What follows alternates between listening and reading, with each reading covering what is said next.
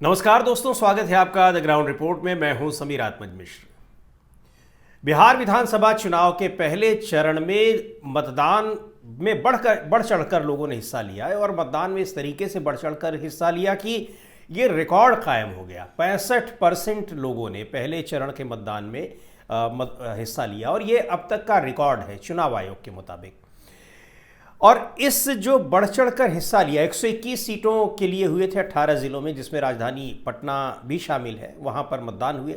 122 सीटों पर दूसरे चरण में है 11 नवंबर को। इस बढ़े हुए मतदान परसेंटेज से विपक्ष तो खुश है, सत्ता पक्ष में भी एक वर्ग खुश है, लेकिन एक वर्ग के भीतर जबरदस्त बेचैनी है और यह बेचैनी है भारतीय जनता पार्टी के भीतर। इस बेचैनी के पीछे बहुत सारे कारण हैं। आपको पहले भी कुछ वीडियो में हमने बताया होगा कि जब नीतीश कुमार के साथ स्पष्ट हो गया कि भारतीय जनता पार्टी बड़ा खेल कर रही है, न केवल उनको मुख्यमंत्री पद से हटाने की पूरी कोशिश कर चुकी है, पूरी रणनीति बना चुकी है, बल्कि ये भी कोशिश कर चुकी है कि जनता दल यूनाइटेड को चुनाव के बाद लगभग बांट दिया जाएगा और उनमें से बड़ा हिस्सा या तो भारतीय जनता पार्टी में विलय ही कर लेगा या फिर जो उसकी इसी तरह की प्लानिंग थी। और ये प्लानिंग कोई नई नहीं है, तमाम जगहों पर पार्टी ने ऐसा किया है, तमाम राज्यों में, और उसके साथ जो पुराने 2 दशक 3 दशक 4 दशक से उसके सहयोगी रहे हैं, उनके साथ इस तरह से पार्टी ने किया है, तो इससे कोई बहुत इनकार नहीं किया जा सकता। खैर, इन सबको आप हमारे कुछ पुराने वीडियो हैं जिसमें आप देख सकते हैं कि कैसे जनता दल यूनाइटेड को खत्म करने की साजिश, यानी नीतीश कुमार को मुख्यमंत्री पद से हटाने की चुनाव के बाद और जनता दल यूनाइटेड को खत्म करने की साजिश। लेकिन उसके बाद जिस तरीके से नीतीश कुमार सक्रिय हुए हैं और नीतीश कुमार ने पूरी तरह से भारतीय जनता पार्टी के नेताओं से अपने को अलग कर लिया, शीर्ष नेताओं से। और खासकर अगर आप देखेंगे तो बीजेपी के कुछ बिहार यूनिट के नेता तो उनके साथ हैं, सम्राट चौधरी खासतौर पर, जो डिप्टी सीएम के है अभी। लेकिन अगर हम देखेंगे कि जो शीर्ष नेता हैं, यानी प्रधानमंत्री नरेंद्र मोदी और गृह मंत्री अमित शाह, और यहाँ तक कि बीजेपी के राष्ट्रीय अध्यक्ष जेपी नड्डा भी, क्योंकि वो उन्हीं के व्यक्ति बताए जाते हैं, इन 2 लोगों से पूरी तरह से दूरी नीतीश कुमार ने बना ली। नीतीश कुमार की अपनी योजनाएं, नीतीश कुमार का जो वर्ग, वो साफ दिखाई पड़ रहा था कि अब नीतीश कुमार बीजेपी से जुदा राह पर चल रहे हैं और ये मैसेज वो अपने मतदाताओं को दे रहे हैं। अब आप आ जाइए मतदान के परसेंटेज पर और मतदान के दौरान जो पहले फेज के मतदान हुए हैं वहां की तस्वीरों पर कुछ हम उनका जिक्र करते हैं। कैसे? आपने देखा होगा कि महिलाओं की कतारें जबरदस्त दिखाई पड़ी हर जगह, जहां भी देखने को मिला, चाहे वो पटना हो, चाहे वो वैशाली हो, चाहे वो मुजफ्फरपुर हो, जहां भी देखा गया, सहरसा हो, इन सभी जगहों पर महिलाओं की कतारें जमकर दिखाई पड़ी, चाहे वो ग्रामीण एरिया हो, चाहे वो शहरी एरिया हो। अब महिलाओं का, और आप ये भी देख रहे थे कि नीतीश कुमार की जनसभाओं में महिलाओं की उपस्थिति किस तरह से थी, और किसी भी नेता की जनसभा में महिलाओं की उपस्थिति इस तरीके से नहीं थी। जितनी ज्यादा भीड़, तादाद दिखाई पड़ रही थी महिलाओं की नीतीश कुमार की सभा में, ये उनके साथ एक सॉलिडेरिटी थी और ये बता रहा था कि नीतीश कुमार ने जो कुछ भी किया है, खासकर महिलाओं के हित के लिए, महिलाओं के कल्याण के लिए, उसका मैसेज उन तक जबरदस्त तरीके से पहुंचा हुआ है। उसके लिए किसी को बताने की जरूरत नहीं है और न ही किसी को भ्रमित करने की जरूरत है। नीतीश कुमार का चुनाव पर पूरा फोकस भी इसी पर है, लगातार, पहले फेज का हो या अभी भी है। महिलाओं के कल्याण के लिए उन्होंने जो कुछ भी बातें की है। शराबबंदी नीतीश कुमार की एक बड़ी महत्वाकांक्षी योजना थी, लागू किया उन्होंने, फेल रही, बिल्कुल ये सही बात है। और यहाँ तक कि चुनाव के दौरान डिप्टी सीएम कह रहे हैं, दूसरे के ऊपर लगा रहे हैं कि ये शराब पी करा रहे हैं, उस पर भी हम अभी आएंगे। लेकिन इस योजना के फेल होने के बावजूद, ये कहा जा रहा है, इसका कोई आधिकारिक आंकड़ा नहीं है, लेकिन जिस तरह से हुआ है कि शराबबंदी वहाँ दिखाई पड़ी, शराबबंदी है, फिर भी शराब, नकली शराब से, जहरीली शराब से मौतें हो रही है, शराब की तस्करी हो रही है, यानी शराबबंदी के बावजूद वहाँ पर शराब बिक रही है और बन रही है। ये मैं कह रहा हूँ, इसलिए इसको हम फेल कहेंगे।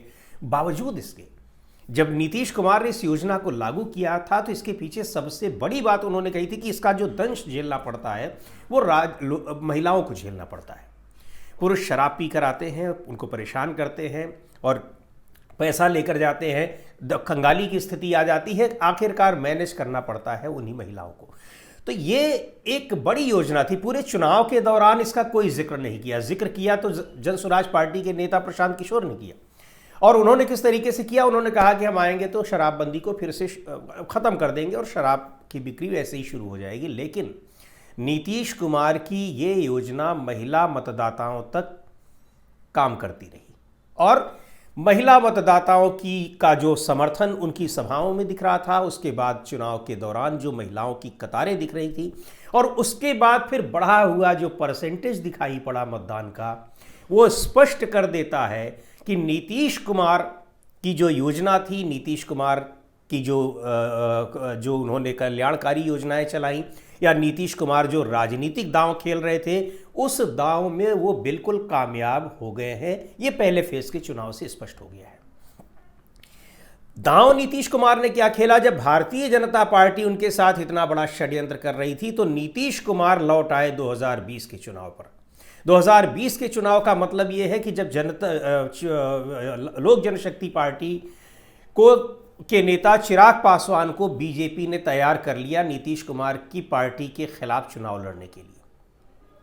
यह फैसला चिराग पासवान का था, लेकिन चिराग पासवान ने भी कुछ दिन पहले स्पष्ट कर दिया कि 2020 में वो अलग चुनाव क्यों लड़े थे, एनडीए से अलग होकर। 140 के करीब सीटों पर लड़े थे, जीते एक ही पर थे, और उन्होंने सारे प्रत्याशी खड़े कर दिए थे कहाँ, जो जेडीयू के उम्मीदवार थे, बीजेपी के खिलाफ नहीं खड़ा किया। और ये बात कही उन्होंने, क्योंकि इन्होंने ये नहीं कहा किसके लिए कहा गया था, उन्होंने कहा कि प्रधानमंत्री नरेंद्र मोदी क्या वो आदर करते हैं, इसलिए उनकी पार्टी के खिलाफ वो प्रत्याशी नहीं खड़े कर पाए। आने वाले किसी दिनों में ये भी कह देंगे कि किसने कहा था उनको इसके लिए, लेकिन अभी उन्होंने जो स्वीकारोक्ति की है हम उसकी बात कर रहे हैं। तो अब की बार लोक जनशक्ति पार्टी का ये कहना है कि हम नीतीश कुमार को मुख्यमंत्री बनाने के लिए लड़ रहे हैं। खैर, बीजेपी ने उनकी सीटें कम कर दी, नंबर 1 की पार्टी होने से उसको तीसरे नंबर की पार्टी पर लाकर खड़ा कर दिया। तो नीतीश कुमार को ये अच्छे तरीके से पता था। उन्होंने कहा 2020 का जो दांव चला था बीजेपी ने, उसको पलटने का या पलटवार करने का ये बेहतर मौका है। नीतीश कुमार और जनता दल, आरजेडी, राष्ट्रीय जनता दल के बीच एक अघोषित समझौता बिल्कुल साफ तरीके से दिखाई पड़ रहा है। नीतीश कुमार जो सबसे भारतीय जनता पार्टी के नेता जंगल राज की बात कर रहे हैं, नीतीश कुमार जंगल राज के नाम पर बिल्कुल खामोश है। शुरुआत में उन्होंने भी इसकी बात की, ऐसा नहीं है, लेकिन इधर बीच का जब चुनावी प्रक्रिया शुरू हो गई और प्रधानमंत्री अपने भाषणों में एनडीए की सरकार का जिक्र करने लगे, उसके बाद से नीतीश कुमार की राहें बिल्कुल जुदा दिखाई पड़ रही हैं। और उसका असर कल हुए चुनाव में, पहले फेज के जो चुनाव हुए उसमें स्पष्ट हो गया। और यहाँ ये साफ तौर पर उनका, अब ये जो राजनीतिक विशेषज्ञ हैं लगातार वहाँ पर घूम रहे हैं, उनका ये कहना है कि नीतीश कुमार की पार्टी यहाँ पर जितनी सीटों पर लड़ रही है वो मजबूत स्थिति में है, भारतीय जनता पार्टी वहाँ पर कमज़ोर स्थिति में है। यहाँ एक बहुत नारा चलने लगा है कि जहाँ तीर है वहीं लालटेन। तीर निशान है जो जनता दल यूनाइटेड का, लालटेन निशान है आरजेडी का, राष्ट्रीय जनता दल का। और यह भी कहा जा रहा है कि चुनाव के बाद भी नीतीश कुमार, उनकी पूरी कोशिश है कि वो नंबर 1 की पार्टी बने। यानी अब जो ये लड़ाई हो रही है जनता दल नंबर 1 पर पहुंचने की, जनता दल यूनाइटेड और आरजेडी के बीच हो रही है। भारतीय जनता पार्टी उससे नीचे दिखाई पड़ रही है, और कहीं इस स्थिति में न आ जाए कि पिछली बार जो जनता दल यूनाइटेड की सीटों की संख्या थी वहां तक पहुंच जाए या उससे भी नीचे आ जाए, और नीतीश कुमार की स्थिति जो पिछली बार आरजेडी और बीजेपी की, सबसे ज़्यादा आरजेडी की सीटें थी, कहीं उसके आसपास न पहुंच जाए। यानी आरजेडी और जेडीयू के बीच में अब ये नंबर 1 और नंबर 2 की लड़ाई है। और पहले चरण के मतदान से ये स्पष्ट हो गया है। ज़्यादा वोटिंग, महिलाओं की बड़ी संख्या ज़्यादा वोटिंग उत्साहित कर रही है निश्चित तौर पर इंडिया गठबंधन के लोगों को, और होता भी है। जब वोटिंग परसेंटेज एकाएक बढ़ते हैं तब फिर ये विरोधी दल को ये फायदा उसका दिखाई पड़ता है।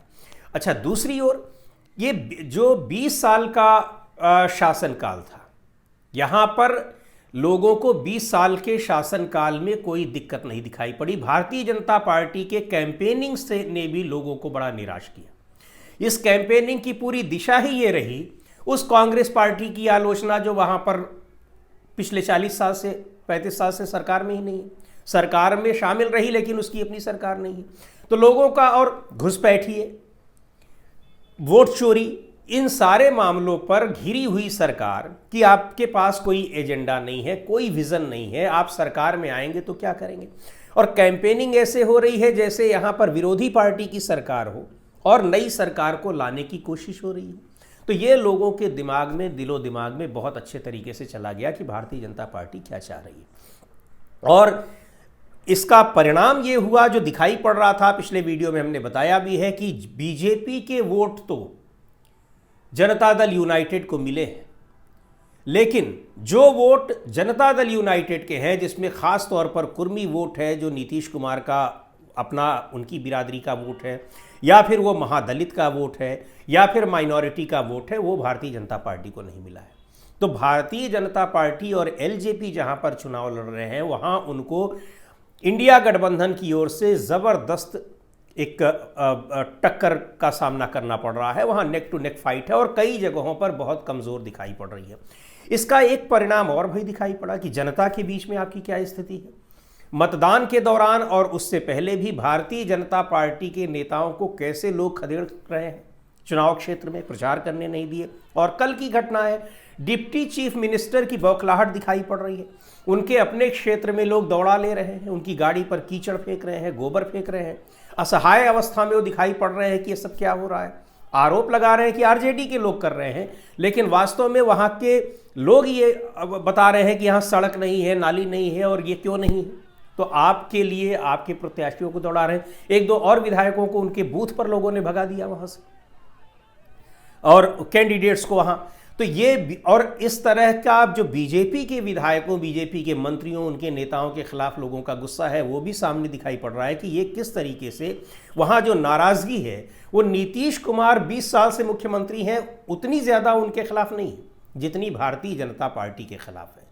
तो ये मैसेजिंग नीतीश कुमार की जो थी, वो नीतीश कुमार की मैसेजिंग बहुत ज़बरदस्त कामयाब हुई है और उसका सीधा असर पोल परसेंटेज पर दिखाई पड़ा है। निश्चित तौर पर ये दिखाई पड़ेगा, नतीजों में भी दिखाई पड़ेगा, और बाद में स्थितियां क्या बनने वाली हैं ये देखना बड़ा दिलचस्प होगा कि भारतीय जन। और एक बात और भी है, नीतीश कुमार का निशाना भी पिछले कुछ समय से आरजेडी या फिर कांग्रेस के नेताओं की ओर नहीं है। वो अपनी योजनाओं की जो उन्होंने चलाई हैं, चाहे वो जीविका दीदी लोगों के लिए योजनाएं हो, चाहे महिला सम्मान योजना हो, और भी साइकिल योजना उन्होंने चलाई, जो भी उन्होंने तमाम योजनाएं चलाई हैं, वो उसका प्रचार और कैसे उसका फ़ायदा हुआ, उनका पूरा फोकस इस बात पर है। बीजेपी उन योजनाओं का जिक्र नहीं कर रही है, केंद्रीय योजनाओं का जिक्र ज़रूर कर रही है, लेकिन उसका सबसे बड़ा फोकस यह है कि विरोधी पार्टियों की आलोचना करना, बुराई करना, गाली गलौज तक उनके लिए करना। कट्टा बम बंदूक जैसी बातें खुद प्रधानमंत्री नरेंद्र मोदी कर रहे हैं। तो ये जो साजिश बीजेपी कर रही थी, उसके उलट जो अब नीतीश कुमार ने साजिश रची है, साजिश ही कहेंगे इसको भी, वो कहीं भारी पड़ती दिखाई पड़ रही है। और पहले चरण में जो मतदान हुए हैं, मतदान का परसेंटेज, महिलाओं की ज़बरदस्त भागीदारी, बढ़ चढ़ कर हिस्सा लेना, वो दिखा रहा है कि नीतीश कुमार अपने अभियान में कामयाब हो गए हैं। आज के वीडियो में इतना ही। अगले वीडियो में फिर मिलेंगे एक नए विषय के साथ, एक नए मुद्दे के साथ। द ग्राउंड रिपोर्ट के यूट्यूब चैनल को आपने अब तक सब्सक्राइब न किया हो तो ज़रूर कर लें। हमारे वीडियोज़ को लाइक करें, शेयर करें और अपने सुझाव भी हमें ज़रूर भेजें।